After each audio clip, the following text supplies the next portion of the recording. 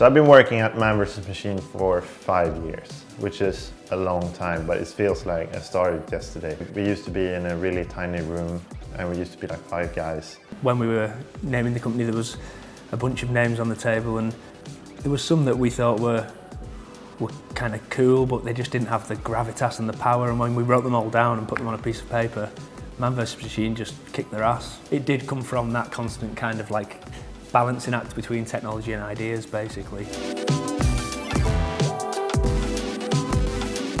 At the time, there wasn't very much like high-end, very well-executed visual effects or 3D. It seemed to be that things were either really nicely designed and the execution was lacking slightly, or things were really well executed but the design was lacking slightly. So we decided to just try and take that corner of that market, basically. So it was graphic designers, amazing 3D people just working together, and that was the premise of the company when it started.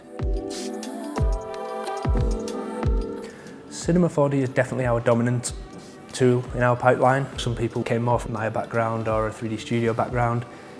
It felt like there was less kind of potential in those softwares to go forward with us as a company. It was funny because Simon would come and sit down and poke me and say, oh look, you know, I can do this in 2 seconds with cinema, blah, blah. And for me it just annoyed me more than anything else because ultimately he was right. So it just felt quite a logical software for us to use, the way it is so intuitive compared to the others.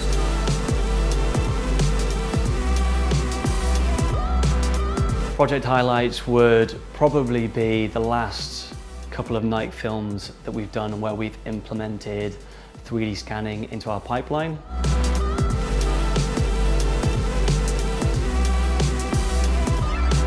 What really excites people is how rapidly the technology is changing, which will allow us to rethink new possibilities within these fields. So that's the concept, is that everybody here is really, really good at what they do, so we don't need to be big. Everybody's worth a person and a half in theory.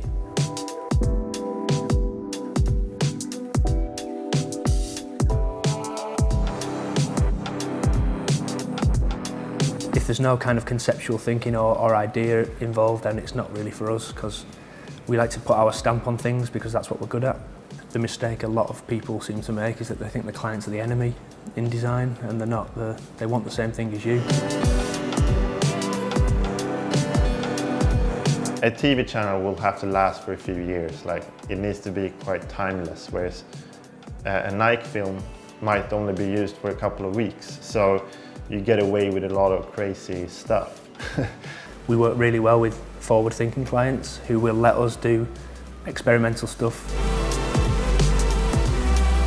When a new project comes in, you never think, oh, we're going to make this project because we want to win an award. You know, it's always just about designing and creating the best project that you possibly could do.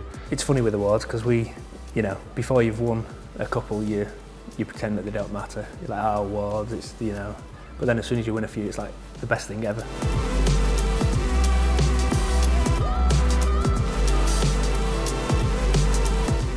It's all about the work. Every job you do is your PR, it's your reputation. So we may never achieve that, but we want to be the best at what we do.